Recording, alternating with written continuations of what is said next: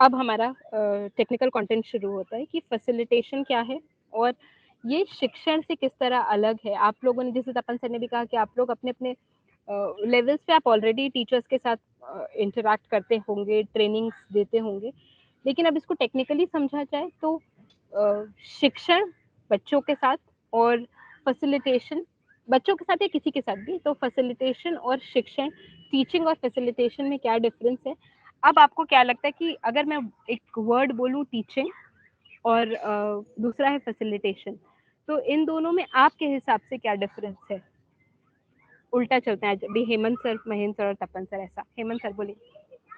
जी ma'am, teaching में केवल हम अपना ज्ञान दूसरों तक पहुंचाते हैं, और फैसिलिटेशन में हम उन्हें मार्ग के जो ज्ञान उनके पास है उसको एक सही दिशा देते हैं मैम, ताकि वो अपने ज्ञान का सही उपयोग कर सकें। खैर शिक्षण में भी अपने ज्ञान का सही उपयोग कर सके, ये हमारा थॉट होगा, लेकिन हाँ, काफ़ी आप ऑन पॉइंट हैं। महेंद्र जी?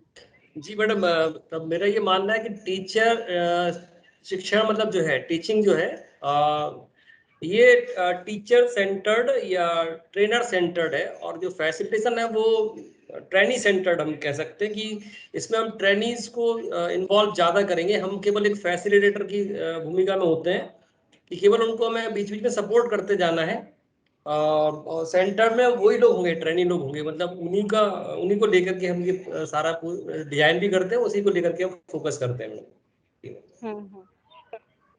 तपन जी?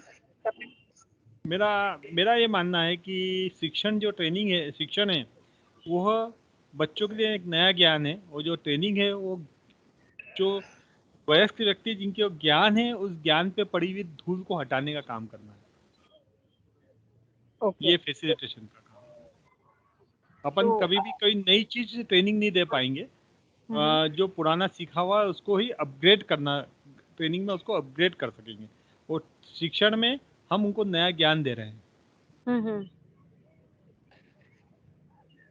ठीक है। हम लोग आगे बढ़ते हैं। आप लोग नियरली ऑन पॉइंट हैं। बस एक थॉट था तपन जी, मतलब आप ये कह रहे हैं कि हम लोग बच्चों के साथ फैसिलिटेशन नहीं कर सकते, उनके साथ सिर्फ और सिर्फ टीचिंग हो सकती है, ऐसा? ये दैट्स माय क्वेश्चन या कंफ्यूजन थोड़ा। नहीं मैडम, फिर यहाँ पे एक थोड़ा सा मैं ये मॉडिफाई करेंगे। हाँ, मॉडिफाई करूँगा। जब उनको बच्चों को हम शिक्षण करा रहे हैं, तो नया ज्ञान दे रहे हैं, और यदि उसके बाद हम यदि उसके ऊपर कुछ नया अपडेशन देंगे तो वह उस समय टीचिंग नहीं होगा, उस समय उनको उसका या तो अपडेशन होगा या रिकॉलेशन होगा कि उसको रिकॉल करवा रहे हैं, तो वो उसको in the form of training ही देंगे, क्योंकि उस समय हम बच्चों से पूरे वो चाहेंगे कि फीडबैक उनका बहुत तेजी से मिले, अच्छी तरह मिले। लेकिन जब हम उनको पढ़ाने जाएंगे उस समय उनका फीडबैक एकदम, यदि जैसे अभी फॉर एग्जांपल अपनी ट्रेनिंग चल रही है, इसमें फीडबैक समय समय पे आप ले रहे हैं, लेकिन यदि यही नया जब चीज़ होती है उसमें एकदम इतना तेजी से फीडबैक नहीं मिल पाता जितना तेजी से फीडबैक ट्रेनिंग के समय मिल पाता है। टीचिंग में फीडबैक एक प्रॉपर वे में, एक यदि कुछ समझ में नहीं आया तो उस चीज़ को समझाने के लिए काम में लिया जाता है। कोई उसको नया प्रश्न उस समय क्रिएट करके बोलना थोड़ा सा एक वो रहता है कि उसका फिर आंसर आना नहीं आना, लेकिन ट्रेनिंग के समय हम उसको प्रश्नों को किसी उस चीज़ को घुमा के पूछ सकते हैं कि हाँ ये चीज़ है, तो उनको नॉलेज देता तो उसका जवाब वो दे सकते हैं। ठीक है, हम लोग आगे बढ़ते हैं और फिर इस पे और ज़्यादा डिस्कशन होगा। अब आप लोगों ने जो भी चीज़ें बोली हैं वो बस उसका एक सार यहाँ पे है। इसको अगर थोड़ा टेक्निकली बोलूँ तो फैसिलिटेशन जो है, एक तो बहुत ही कॉन्शियस प्रोसेस है। कॉन्शियस इन द सेंस कि हम ऑटो मोड में फैसिलिटेशन नहीं कर सकते कि डेली अपनी ट्रेनिंग में जाऊँ और जो चला आ रहा है उसी ढर्रे पे कर लूँ, या एक किताब उठाऊँ, अपने नोट्स उठाऊँ और बोल के चले आऊँ। जैसा महेंद्र सर ने जैसे कहा था कि अगर इंटरेक्शन नहीं हो रहा है, सिर्फ कोई बोल रहा है तो शायद इंटरेस्ट ना आए। तपन सर ने भी बोला था। तो ये फैसिलिटेशन बहुत कॉन्शियस प्रोसेस है। एज ट्रेनर्स हमें बहुत ही कॉन्शियस और सजग रहना पड़ेगा कि आज मैं अपने ट्रेनिंग सेशन में क्या करने वाला हूँ, क्या करने वाली हूँ। और अगर प्लान्ड है ये, वो बहुत ही अगर फॉर एग्जांपल आपके सामने स्लाइड्स हैं तो आप एक एक प्लान्ड एफर्ट है कि आपको ये चीज इतने इतने समय में सीख लेनी है। और लेकिन फैसिलिटेशन एक ऐसा प्रोसेस है जहाँ पे आप जिनको ट्रेन कर रहे हैं, जिनको फैसिलिटेट कर रहे हैं, उनके लिए वो एक आसान, एक अच्छा अनुभव होना चाहिए। ये इसीलिए कॉन्शियसनेस यहाँ पे फैसिलिटेटर की बहुत ज़्यादा इन्वॉल्व है। दूसरा मैं बोलूँ तो जब आप और कॉन्शियस होने का मतलब ये भी है कि आप एज फैसिलिटेटर क्लास में जाते हो, आपने प्लान किया है कि आपको इस तरह से ये सारी चीज़ें अपने सेशन में ख़त्म कर देनी है या कर लेनी है। लेकिन अगर आपको लग रहा है कि 4 या 5 लोगों का या 10 लोगों का जो आपका ग्रुप है, उसमें अगर आपको इम्प्रॉम्प्टू लग रहा है कि ये वाला पर्सन या ये 4 लोग इस तरीके से सीखेंगे और आपको थोड़ा ट्वीक करने की ज़रूरत है अपने अपना सेशन एग्जीक्यूट करने में, तो आप उसको उस चीज़ पे भी बहुत ध्यान देंगे, तो क्योंकि आप हर इंसान को फैसिलिटेट कर रहे हैं, हर ट्रेनी को, हर स्टूडेंट को, जो भी आपके सेशन में आप उसको फैसिलिटेट कर रहे हैं। तो बहुत ही कॉन्शियस लेकिन प्लान्ड एफर्ट है। आप बिना प्लानिंग के कोई ट्रेनिंग शायद नहीं कंडक्ट कर सकते हैं। आपको क्योंकि आप प्रिपेयर्ड नहीं होंगे तो शायद आप सामने वाले को फैसिलिटेट ही नहीं कर पाएंगे, क्योंकि आप खुद प्रिपेयर्ड नहीं था। मतलब मुझे खुद फैसिलिटेशन की जरूरत हो तो भी मैं क्या दूसरे को फैसिलिटेट करूं।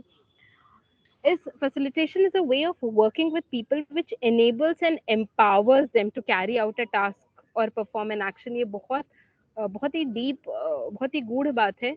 और जो तपन सर ने भी एक जगह बोली थी कि हम जब लोगों के साथ काम कर रहे हैं, हम उनको जब फैसिलिटेट कर रहे हैं, तो वो सिर्फ वो ज्ञान नहीं अर्जित कर रहे हैं, लेकिन उनमें वो चीज़ वो कैसे इनेबल कर रही है, उनको कैसे एक एक तरह की का एक तरह से सशक्तिकरण कर रहा है सामने वाले का, कि वो उस ज्ञान का उपयोग कर सके। कोई भी टास्क हो, कोई भी एक्शन हो, वो करने में हम इनेबल कर रहे हैं अपने ट्रेनीज को। ये फैसिलिटेशन का उद्देश्य होता है, एजेंडा होता है। तो सिर्फ और सिर्फ ये चीज़ सिखा के आ जाना शायद आपके फैसिलिटेशन को नहीं बनाएगा सक्सेसफुल। अगर सामने वाला वो टास्क आपके ट्रेनिंग के बाद, आपके फैसिलिटेशन के बाद ढंग से नहीं परफॉर्म कर पा रहा है, तो facilitation enables and empowers, these two words are मुझे लगता है कि बहुत ही डीप वर्ड्स हैं, लेकिन एज फैसिलिटेटर्स आपके दिमाग में होने चाहिए। Facilitator does not perform that task but uses certain skills in a process which allows the individuals or group set their goal, learn a skill। तो एज ट्रेनर मेरा task नहीं है कि मैं आऊं और आप तीनों को बस बता दूं कि भाई 2.5 घंटे में मुझे ये चीज कर लेनी है। तो ये मुझे अपना उद्देश्य पूरा नहीं करना है एक फैसिलिटेशन सेशन में। आप जब फैसिलिटेटर्स की तरह जाएंगे तो आपके दिमाग में ये होना चाहिए कि मैं कैसे एनेबल करूं, जो पिछला पॉइंट है कि आप कैसे एनेबल करें उस ग्रुप को एक स्किल लर्न करने में और उसे एग्जीक्यूट करने में। तो आपका फैसिलिटेशन का जो एंड पॉइंट, जो एंड रिजल्ट होगा, वहां पे आपका ग्रुप जो है वो कोई अनम्यूट है क्या? मेरी आवाज वो हो रही है, इको हो रही है।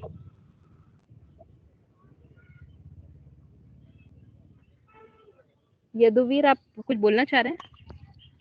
नहीं, आप कंटिन्यू कर सकते हैं, मैंने म्यूट कर दिया आप। हाँ जी। तो कि आप जब आप एज फैसिलिटेटर किसी सेशन में, एक ट्रेनिंग रूम में आप घुसेंगे, तो आपका एजेंडा ये नहीं होगा, सेल्फ एजेंडा नहीं होगा कि मुझे ये चीज करके निकलनी है, लेकिन आपका गोल, आपका आउटकम ये होगा कि आप उस ग्रुप को, उन इंडिविजुअल्स को कैसे एम्पावर करके वहां से निकलते हैं कि वो at the end of a training session एक स्किल लेके अपने साथ जाएं। अब इस पे अगर आप लोग को कुछ कहना है, आपको लग रहा है कि इसमें आप एक और कुछ पॉइंट ऐड करना चाहोगे या कुछ इसमें से पॉइंट घटाना चाहोगे, तो हम इस पे डिस्कशन कर सकते हैं।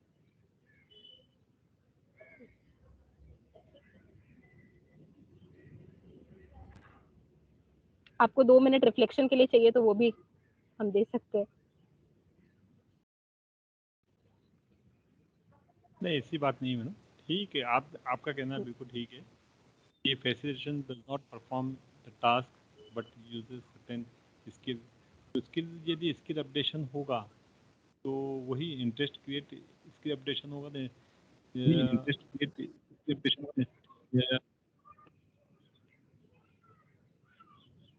इंटरेस्ट क्रिएट करेगी ये स्किल अपडेशन।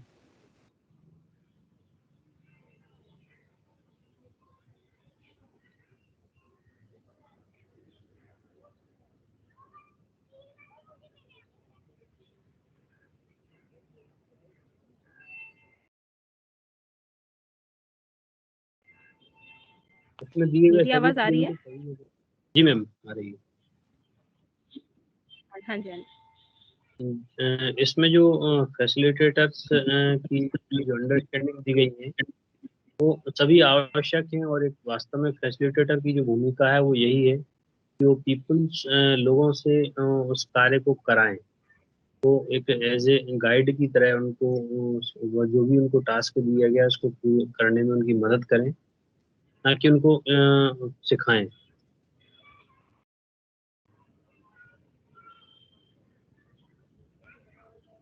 हाँ जी, मुझे 1 मिनट दीजिएगा, मेरा लैपटॉप कुछ हैंग कर रहा है मुझे। और तब तक महेंद्र जी, आपको अगर कुछ बोलना है तो आप बोल सकते हैं।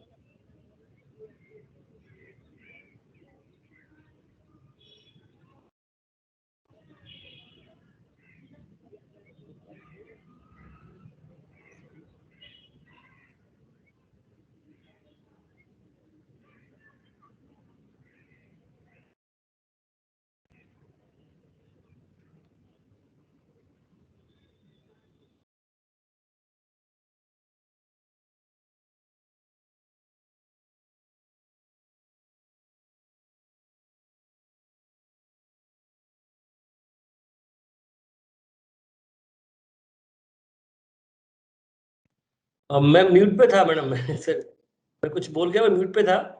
अभी मैंने अनम्यूट कर लिया है।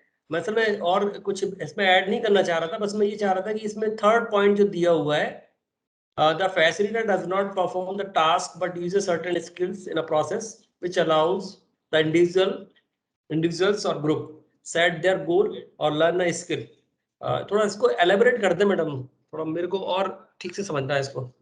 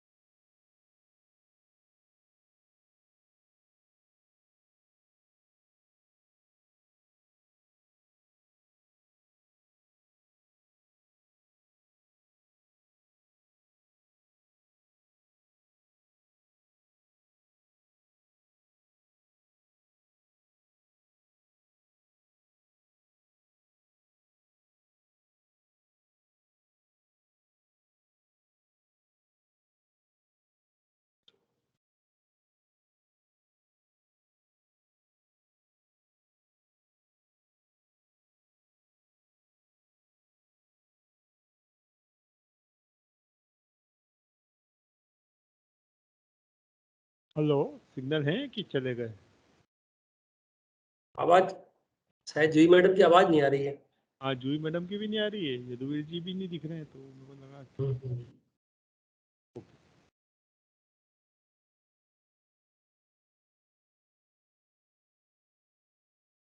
सर कल से सभी जगह कनेक्टिविटी प्रॉब्लम बहुत ज्यादा हो रही है। हाँ, कल तो ऐसा लग रहा था, पता नहीं कल कैसे होगी ट्रेनिंग। पूरा दिन नेटवर्क नहीं था, पूरा दिन, काफी रात को आया है शाम को। यहाँ भी यही स्थिति रही है सर, रात में नेटवर्क आया था। अच्छा दिन था कल, किसी का टेंशन नहीं था, कोई फोन नहीं करने वाला था, बहुत अच्छा दिन। नहीं, ये एक वो राहत तो था इसमें, थोड़ा सा ये रहता बिल्कुल लगातार फोन बजते रहते हैं, और वो ये फिर मैसेज वो मैसेज, ये जानकारी वो जानकारी, थोड़ा सा राहत मिल जाती है कि 1-2 घंटे के लिए तो कम से कम रेस्ट मिल जाए। वास्तविकता यही है सर कि अब मोबाइल का यूज पैनिक होने लगा है। ये लगने बिल्कुल। लगा है कि ये सुविधा ना हो करके ये बहुत इंसान के लिए एक बहुत बड़ा टेंशन का वो कारण बन गया है। बिल्कुल। धीरे धीरे आदत पड़ेगी, ऐसा नहीं है। हाँ।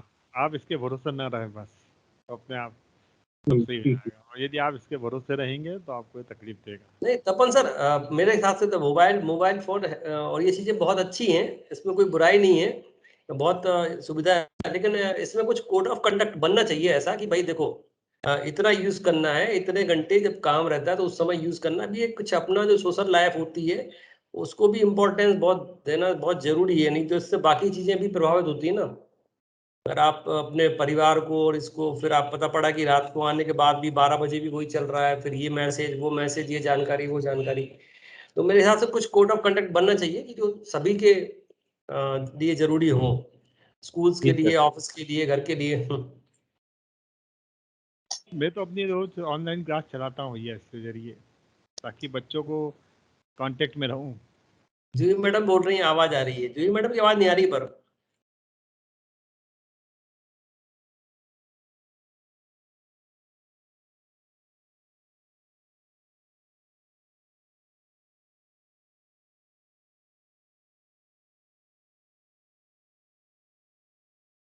जी मैडम आपकी आवाज नहीं आ रही है, पर आपका जो मैसेज है वो दिख रहा है मेरे को, आपकी आवाज नहीं आ रही है।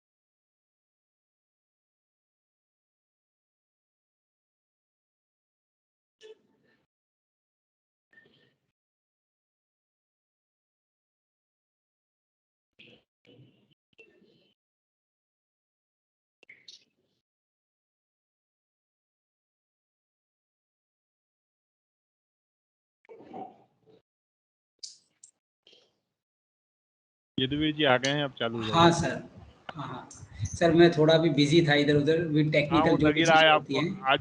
आज मोबाइल आपका, आज सब कैमरे चालू है तो आप भी दिख ही रहे हैं लगातार मोबाइल पे। हाँ सर, शायद जूही जी को भी कुछ दिक्कत हो रही थी, अभी हाँ आवाज नहीं आ रही है उनकी। Network issue. मैम ऐसा तो आपकी आवाज, हाँ सर, हाँ वो नेटवर्क अभी इशू फोन होने से के कारण ज्वाइन ऐसा कर। तो नहीं कि कहीं कैमरे नहीं चालू होने के सर, बैंडविड्थ ज़्यादा ले लेता है तो कैमरे बंद करके फिर हाँ सर, ये वही, भी होता है वैसे वो कि स्क्रीन। कई बार ऑनलाइन में ये इशू रहा है। ओके ओके सर, हाँ आप लोगों को अभी हाँ, स्लाइड दिख रही है क्या? हाँ हाँ मैडम, आपकी स्लाइड भी स्लाइड दिख में। रही है, अब आपकी आवाज़ भी आ रही है। आपकी आवाज भी अब एक आने मिनट, लगी। आप आवाज शायद तो एक और इसलिए आ मोबाइल रही से है ज्वाइन क्योंकि हो गए मैंने हैं। फोन से ज्वाइन किया है। आप एक और चीज। लेकिन हाँ, एक मिनट, बस स्लाइड भी मुझे एक आपकी मिनट। चेंज हो रही है, आपकी चलो स्लाइड। अच्छा, बेटा हो कोई। रही है। हाँ हाँ, हो रही है। अभी ये बाल शिक्षा पर है अभी। हाँ जी, ठीक है, मुझे आई एम रियली सॉरी, ये पता नहीं। हाँ चलो ठीक है, चेंज हो रही है तो अभी you will have to bear with my network as well. हम लोगों ने इस वाले स्लाइड पे काफी डिस्कशन कर लिया, मैंने सुन भी लिया काफी। तपन सर, महेंद्र सर और हेमंत सर अपना जो डिस्कशन कर रहे थे फोन और मुझे सब सुनाई दे रहा था तपन जी तो भले हम नहीं सुनाई दे नहीं, रहे थे आपको। हम समझे आप म्यूट पे हैं, इससे हमने फिर। बहुत डिस्कशन कर लिए, चलिए ठीक है, हम आगे बढ़ते हैं। अब जो वर्ड बहुत ज्यादा, यदुवीर अभी आपको अगर कंटिन्यू करना हो आपके काम के साथ तो आप कर सकते हैं, अगर कुछ होगा तो हम लोग कॉल करते हैं आपको। हाँ हाँ, मैं अब बीच बीच में मैं कहीं पे इधर उधर आ जाता है ना काम, तो उसके हाँ हिसाब से मैं चला जाता हाँ जी, हाँ जी, हाँ जी। तो एक वर्ड है पेडागोजी, जो वो हम लोग बहुत नॉर्मली यूज करते हैं एज टीचर्स। तो पेडागोजी से आप क्या समझते हैं एज टीचर्स, या बीएड में जब हम लोगों ने अपना बीएड किया होगा, कई सारी ट्रेनिंग सभी अपने करियर के दौरान की हैं जो कि पेडागोजी पे बहुत होता है। तो आप इंडिविजुअली आपका क्या अब्जॉर्प्शन है अबाउट पेडागोजी, ये हम इससे पहले डिस्कशन करेंगे, फिर हम आगे बढ़ते हैं फैसिलिटेशन पे, और कैसे फैसिलिटेशन तो नहीं, लेकिन आगे एक दूसरा टर्म है जो हम लोग जिस पे डिस्कशन करेंगे। लेकिन पेडागोजी पे आपका क्या मत है, क्या थॉट है, वो हम लोग एक एक उस पे डिस्कशन कर सकते हैं।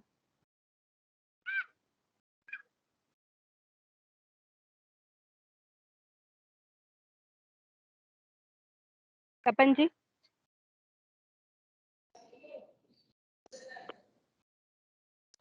जी मैडम। हाँ जी। मैडम पेडागोजी में अपन उससे ये कि बच्चों को पढ़ाने की जो टेक्निक का यूज किया जाता है उसको सामान्यतः बाल शिक्षा पद्धति में अपन यूज करते हैं कि बच्चों को किस प्रकार से पढ़ाएं ताकि उनको अच्छी तरह समझ में आ सके पढ़ाई हुई चीज़ें, वो बच्चों के लिए कितना उपयोगी, आसान विधियों के द्वारा कितना उपयोगी ज्ञान दिया जा सके, शायद उसी को अपन पेडागोजी बोलते हैं।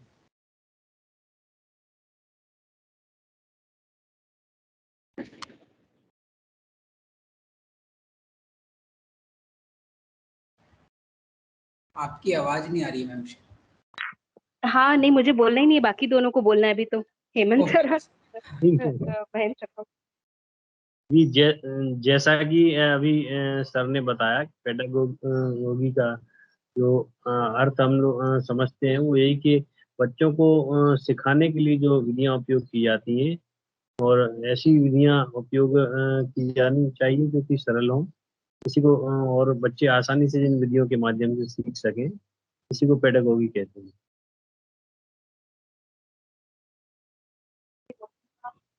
जी मैडम, बिल्कुल जी। ये इसमें बस यही कोशिश करी जाती है कि मतलब जो भी हम बताना चाहते हैं, जो उनको हम बच्चों तक बात पहुंचाना चाहते हैं, वो चाइल्ड सेंटर्ड मेथड्स का यूज ज़्यादा करते हैं हम लोग उसमें। और मतलब ये सिखाने की पद्धति जो है वो है बच्चों को, मतलब ये चाइल्ड सेंटर्ड होती है जहाँ तक मेरा ध्यान है। हाँ जी। तो जैसा कि पेडागोजी, आपको वर्ड समझ में आ रहा होगा, तपन जी तो और उनकी बेटी डॉक्टर है तो उनको पता होगा कि हम लोग बच्चों के डॉक्टर्स को जैसे पीडियाट्रिशियन कहते हैं, तो पीड इज फॉर चाइल्ड और बॉय,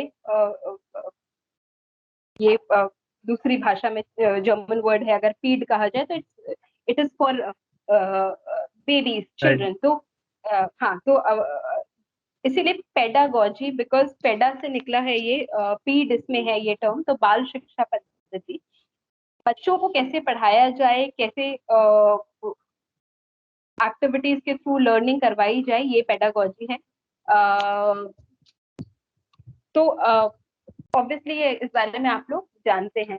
अभी हम लोग आगे एक टर्म और जिस पे डिस्कस करेंगे वो है एंड्रागोजी। एंड्रागोजी, क्योंकि हम लोग फैसिलिटेशन के बारे में बात कर रहे हैं, तो एंड्रागोजी वयस्क शिक्षार्थियों से जुड़ने का विज्ञान, science of connecting with adult students कहिए, ट्रेनिंग्स कहिए, आप जो कहना चाहें उसे कहिए। तो एंड्रागोजी क्या है? आज ये हाँ? नया शब्द सुना है मैडम, एंड्रागोजी। इसके पहले हमने इस शब्द का उपयोग कभी नहीं किया, क्योंकि अभी तक हम लोग पेडागोजी कर रहे थे। नहीं, कई बार हो सकता है कि हम जो टीचर्स ट्रेनिंग भी करते हैं, टीचर्स के साथ बात भी करते हैं, वो भी पेडागोजी उसी का यूज करते हुए उसी टेक्निक का यूज उनके साथ भी कर रहे थे, शायद हो सकता है। आज इस नई टेक्नोलॉजी और नई चीज के बारे में हम सुनेंगे, समझेंगे क्या है। तो जो अभी तक हम लोग पूरा डिस्कशन पोल्स के थ्रू किया था ना तपन जी, उसमें हम लोग काइंड ऑफ एंड्रागोजी समझ रहे थे, बस ये टर्म है जो टर्म शायद आपने सीखी है, लेकिन अब हम इसमें बात करेंगे कि कैसे एंड्रागोजी पेडागोजी से अलग है, क्यों हमें ये चीज समझने की जरूरत है, क्योंकि अभी तक हम लोग पेडागोजी सेंटर्ड है, बच्चों से डील करते हैं, लेकिन अब जब आप आज ट्रेनर्स जा रहे होंगे ट्रेनिंग के पास, तो आपको समझने की जरूरत है कि कैसे पेडागोजी, कैसे बच्चों से डील करना डिफरेंट है बड़ों से डील करने से। आपको पता है कहीं ना कहीं, क्योंकि हम लोगों ने इस चीज को ऑलरेडी डिस्कस कर दिया है, लेकिन अब हम उसको आप तीनों के ज्ञान को, मेरा जो भी एक्सपीरियंस है उसको एक साथ जोड़ेंगे और हम उसको साथ में लेके आएंगे। तो एंड्रागोजी यानी बड़ों को, वयस्कों को सिखाने के अराउंड केंद्रित होती है, फोकस होती है। ऑब्वियसली क्योंकि हम लोग पेडागोजी में जब बात करते हैं तो हम बात करते हैं कि किस क्या क्या थ्रू प्ले सिखा रहे हैं, थ्रू एक्टिविटीज सिखा रहे हैं, थ्रू प्रोजेक्ट सिखा रहे हैं, ये different ways of teaching kids है। लेकिन बड़ों को कैसे सिखाया जाए, उनको उनके सामने हम लोग थ्रू प्ले नहीं कर सकते या उसी तरीके से कंटेंट को नहीं लेके जा सकते जैसे हम लोग छोटे बच्चों के साथ लेके जाते हैं। तो हम लोग इसमें हमारा पूरा फोकस रहेगा कि कैसे बड़ों तक अपने कंटेंट को लेके जाएं, और जो बार बार तपन जी कह रहे हैं उस चीज पे हम लोग बहुत ध्यान देंगे कि बड़ों के तक हम कंटेंट कैसे लेके जाएं कि बड़ों में इंटरेस्ट किसी भी एक टॉपिक के लिए, किसी चीज के लिए जागरूक हो, और कैसे उनमें वो हम स्किल्स डेवलप कर पाए जो हम डेवलप कराना चाह रहे हैं थ्रू अपना ट्रेनिंग। तो क्या प्रिंसिपल्स हो सकते हैं, क्या सिद्धांत होते हैं अडल्ट लर्निंग के, वो आपके सामने पॉइंट वाइज आप मेंशन है। एंड्रागोजी वयस्कों के सीखने के अनुभवों और वयस्क शिक्षा में सर्वोत्तम रूप से काम करने वाली विधियों पर केंद्रित है। तो मतलब एंड्रागोजी जब आप सर्च भी करेंगे, I am sure, pretty much sure, जब आप जाएंगे, भले ही महेंद्र जी कह रहे थे कि फोन होना एक खराब बात भी और अच्छी बात भी है, लेकिन फोन में ये है कि हम गूगल कर सकते हैं। तो जब आफ्टर दिस ट्रेनिंग अगर आप खुद भी सर्च करते हैं एंड्रागोजी के बारे में, एंड्रागोजी में आपको अराउंड इसके सेंटर्ड रहेगा कि कैसे बड़ों में आप बेस्ट तरीके से अपनी बात को लेके जा पाए और उन्हें कोई चीज सिखाने के लिए प्रेरित कर पाए, एक तो मोटिवेट कर पाए और कैसे सिखा पाए। तो एंड्रागोजी इसके अराउंड सेंटर्ड होती है। यह स्वनिर्देशित होता है, अर्थात वयस्कों को सीखने के लिए अपने स्वयं का कार्यक्रम बनाना चाहिए और पढ़ने का अभ्यास के लिए प्रेरित रहना चाहिए ऑब्वियसली। लेकिन हम जो हम लोग की पोल में भी बात हुई थी कि ऑब्वियसली क्योंकि इतना रिच एक्सपीरियंस रहता है अडल्ट का कि सेल्फ डायरेक्टेड लर्निंग होती है, क्योंकि आपको पता होता है आप ऑलरेडी कुछ लर्निंग अपने साथ लेके आए हुए हो, तो यह पूरी तरह से सेल्फ डायरेक्टेड रहती है। और वही है कि बार बार कि अडल्ट कैसे इसको सेल्फ डायरेक्टेड वे में, सेल्फ मोटिवेटेड वे में कोई भी चीज सीखें और एज ट्रेनर्स आप उसको कैसे सिखाएं, ये पूरा जो भी अभी हम लोग बात करेंगे ये उसके अराउंड रहेगा। वयस्क शिक्षा में भी प्राय आपसी सहयोग देखने को मिलता है। वयस्क मिलकर काम करने में इच्छुक होते हैं और एक दूसरे के काम व विषयों की समझ की समीक्षा करते हैं। ये शायद मुझे लगता है ये मुझे एलाबोरेट करने की जरूरत नहीं है। हम लोगों ने खुद, जब हम लोग भी थ्रू आउट ट्रेनिंग वर्कशॉप पिछले किए हैं, हम लोगों ने बहुत ही रिस्पेक्टफुल वे में एक दूसरे के क्वेश्चन से भी, कहीं पे ये नहीं था कि हम लोगों ने किसी को डीलिंग करने की कोशिश की हो, लेकिन अगर महेंद्र जी ने कोई क्वेश्चन बनाया है तो तपन जी और हेमंत जी ने उस पर अपने क्रिटिकल कमेंट्स दिए ताकि वो और बेटर हो पाए। तो अडल्ट और इतना एक्सपीरियंस लेके आते हैं कि आपस में अगर एक साथ एकजुट मिल के काम करेंगे तो एक दूसरे के साथ एक्सपीरियंस एनरिच ही होगा, क्योंकि हम अपना कुछ एक्सपीरियंस लेके आ रहे हैं, तपन जी अपना एक्सपीरियंस लेके आ रहे हैं, हेमंत जी कहीं और का एक्सपीरियंस लेके आ रहे हैं, तो हम उसको एक साथ मिला के कैसे एक दूसरे की पॉजिटिव कंस्ट्रक्टिव क्रिटिसिज्म कर पाए और कैसे मोटिवेट कर पाएंगे एक दूसरे को लर्न करने में। और उसके अलावा कोई भी चीज सीखने में, जो सीखने आए वो तो सीख के ही जाएगा, ट्रेनी और ट्रेनर। लेकिन उसके अलावा इतने सारे अडल्ट जब अपने अपने एक्सपीरियंसेस और अपने अपने क्रिटिसिज्म देंगे तो और कितनी सारी चीजें सीखने को मिलेंगी। ये मतलब सोचना ही अपने आप में बहुत ही एनरिचिंग है। तो सोचिए अगर हम लोग जब एक साथ मिलते हैं तो ऑलरेडी हम लोग कितनी सारी चीजें सीख के जाते हैं। एटलीस्ट हम तो बहुत सीख के जाते हैं, क्योंकि मुझे पता रहता है जब आप लोग कुछ बोल रहे होते हैं तो मुझे काफी कुछ सीखने को मिलता है। बहुत से वयस्क शिक्षा कार्यक्रमों में, उदाहरण के लिए पाक कला या कला संबंधी कक्षा में, अनौपचारिक होता है ये। तो केमिस्ट्री तो शायद इनफॉर्मल ना हो, लेकिन फिर भी हम लोगों ने यहाँ पे भी काफी इनफॉर्मल कर दिया अपने लर्निंग को, क्योंकि हम लोग अपने डिस्कशंस, अपने इश्यूज, अपने चैलेंजेस एक दूसरे के साथ डिस्कस करते थे। तो काफी और इन चैलेंजेस को हो सकता है तपन सर का अपने डिस्ट्रिक्ट में, अपने रीजन में कुछ अपने चैलेंजेस रहे हों, और महेंद्र सर को भी सिमिलर अगर चैलेंजेस मिले हो, तो डिस्कशन करके हम लोग किसी भी चीज का सोल्यूशन निकाल पाते हैं एज अडल्ट जब हम लोग एक दूसरे के साथ मिलते हैं। और क्योंकि यहाँ पे ग्रेड्स और कंपटीशन जैसा नहीं रहता है कि एट द एंड किसी को कोई ग्रेड नहीं दिया जाएगा, किसी को कोई रैंक नहीं दी जाएगी, तो हम लोग मिलकर सीखने में ऐसा हमें ऐसा एनवायरनमेंट क्रिएट करना है आज फैसिलिटेटर्स कि सब मिलके सीख के जाएं, नॉट अगेंस्ट ईच अदर। तो ये Mahendra sir versus Tapan sir versus Hemant sir ना हो के Mahendra sir with Tapan sir with Hemant sir and with Juhi, ये चार लोग मिलके जब चार दिशा में जाएंगे तो अपनी अपनी नई चीजें सीख के जाएंगे। ये एक मेजर सिद्धांत है अडल्ट लर्निंग का। इसमें आपको लग रहा है कि आप कुछ ऐड करोगे या मैंने कुछ बोला तो वो सेंस नहीं बनाया, या अपना कुछ टिप्पणी देना चाहेंगे आप?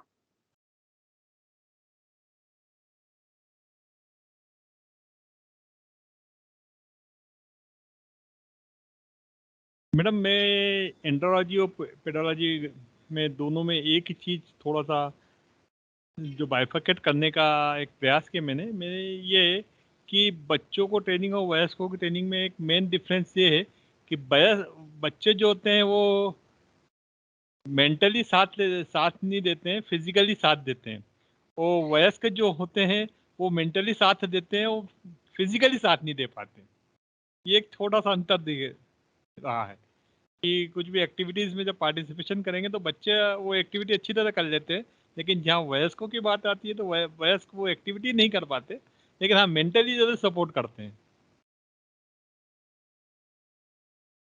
तो इसीलिए ऑब्वियसली एज फैसिलिटेटर्स हमें अपने एक्टिविटीज पर बहुत ध्यान देने की जरूरत है कि हम उस पर्टिकुलर जो भी टॉपिक पे फैसिलिटेट करने जा रहे हैं, तो कैसे एक इंटरैक्टिविटी की जैसे बात की कि हम कैसे अपने ट्रेनिंग्स को साथ लेकर आएंगे, कैसे वो लोग अपने एक्सपीरियंसेस को एक्सचेंज करेंगे। और ये अपने आप में कितनी डीप बात है तपन सर कि हम मेंटली साथ दे पाते हैं। तो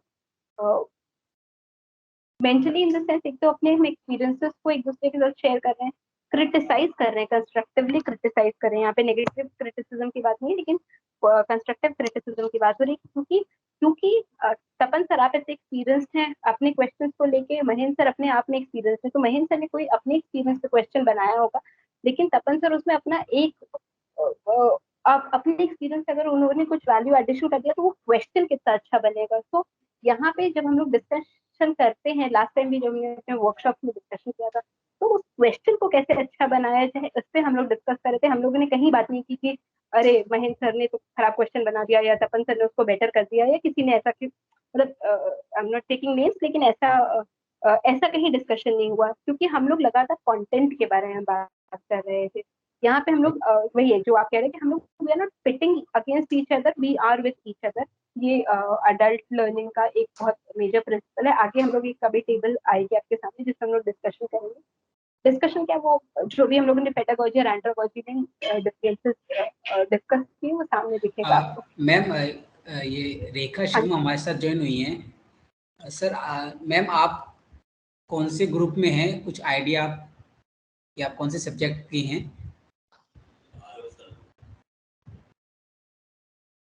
सर आपको किसी को आइडिया है तपन सर की रेखा शर्मा कौन से सब्जेक्ट, क्योंकि हमें तो जी सर। हाँ, इनकी आवाज भी नहीं आ रही है। मैम आप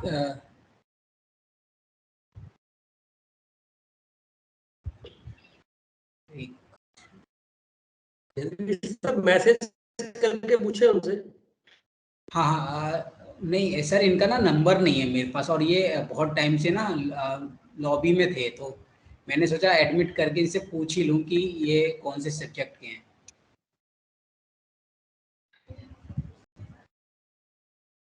रेखा मैम आप अगर अपना माइक ऑन करके बता पाएं कि आप कौन से सब्जेक्ट के हैं, तो मैं ना आपको उसी का लिंक सेंड कर दूंगा। हाँ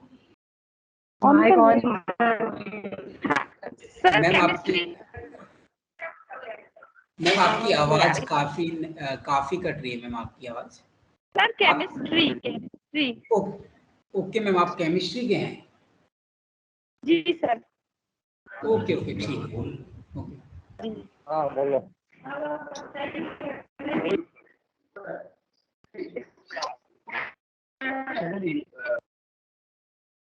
मैं शुरू करूं ये तो भी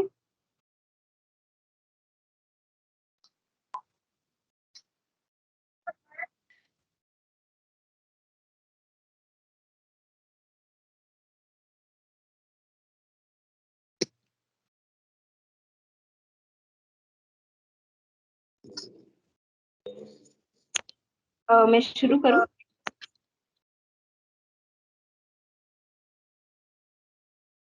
आई थिंक आई स्टार्ट।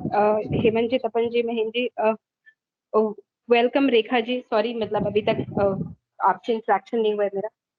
तो हम लोग रेखा जी, अगर मैं एक अपडेट दूं तो हम लोग एंड्रागोजी और पेडागोजी पे डिफरेंस डिस्कस कर रहे हैं। पेडागोजी मतलब बच्चों को सिखाने का जो पद्धति है, और एंड्रागोजी बड़ों को सिखाने की जो पद्धति है उस पर डिस्कशन कर रहे हैं। तो ये सामने जो टेबल है रेखा जी, आप शायद इससे थोड़ा अपडेट हो पाएंगे जो हम लोगों ने पिछला डिस्कशन किया है। आपके सामने दिख रही है जो तपन जी जो आप कह रहे थे डिफरेंस दोनों में। अगर मैं टेक्निकली डिफरेंस की बात करूं तो परिभाषा में ऑब्वियसली डिफरेंस है, क्योंकि एंड्रागोजी जो प्रौढ़ शिक्षा पद्धति यहाँ पे लिखा है वयस्कों के शिक्षण में उपयोग की जाने वाली विधियां और अभ्यास है, और पेडागोजी विशेष रूप से बच्चों को कैसे सिखाया जाए उन टेक्निक्स पे बात की जाती है पेडागोजी में। इम्पोर्टेंट पॉइंट जो एंड्रागोजी का ये है, क्योंकि ऑलरेडी एक्सपीरियंस्ड होते हैं अडल्ट, तो ये स्वनिर्देशित सेल्फ डायरेक्टेड होता है। और जो तपन सर कह रहे थे कि मेंटली एक दूसरे के साथ रहते हैं बड़े, तो वो आपसी सहयोग से सब सीख पाते हैं। और पेडागोजी में जैसा हेमंत सर ने कहा था कि टीचर डायरेक्टेड होता है, जहाँ पे टीचर क्योंकि पहली बार कोई भी चीज बच्चों तक लेके जा रहा होता है, ऑब्वियसली हमें टीचर सेंट्रिक नहीं बनाना है अपने क्लासरूम को, लेकिन पेडागोजी में कैसे टीचर कंटेंट लेके जाएगा बच्चों तक, उस पे ज्यादा डिस्कशन, उस पे ज्यादा जोर होता है। और एंड्रागोजी में वयस्कों का उनके सीखने के अनुभवों पर नियंत्रण होता है। उन्हें सीखने के लिए हमेशा वो प्रेरित होना चाहिए या प्रेरित रहते हैं, या एज फैसिलिटेटर्स हम कैसे अपने अडल्ट ट्रेनीज को मोटिवेट करेंगे, इंस्पायर करेंगे कि ऑलरेडी वो बहुत रिच एक्सपीरियंसेस लेके आए हैं, उनको कैसे वो एक दूसरे को एनरिच करेंगे। एंड्रागोजी उस पर डिपेंड करता है। और पेडागोजी में बच्चों के सीखने के अनुभवों को शिक्षक नियंत्रित रखते हैं, क्योंकि हमें पता है कि ये कंटेंट हमें इतने में कवर करना है, ये चीज क्लास 9 के लिए जरूरी है, ये चीज क्लास 8 के लिए जरूरी है। तो ये एक पर्टिकुलर करिकुलम पे डिपेंडेंट रहता है पेडागोजी।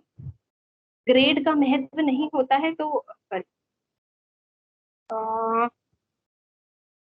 ग्रेड का महत्व नहीं होता है एंड्रागोजी में, इसीलिए और ज्यादा एनरिचिंग पूरा एक्सपीरियंस बनाया जा सकता है, क्योंकि we are not against each other, we are working with each other.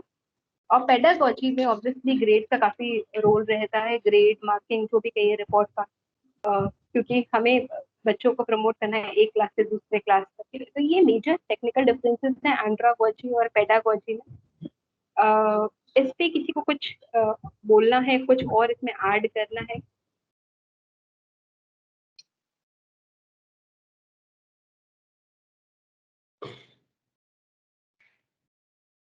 आप लोग सर भी हिला सकते हैं अगर बोल नहीं रहे हैं म्यूट करके तो। नहीं मैडम, मैडम इसमें काफी हाँ बोले सर, इस अंतर से काफी सारी चीजें स्पष्ट हो गई हैं मैम, क्योंकि पेडागोगी पूरी तरह से बाल केंद्रित शिक्षा पद्धतियों से जुड़ा हुआ है, और ये जो एंड्रागोगी है ये प्रौढ़ शिक्षा पद्धतियों से जुड़ा हुआ हम कह सकते हैं।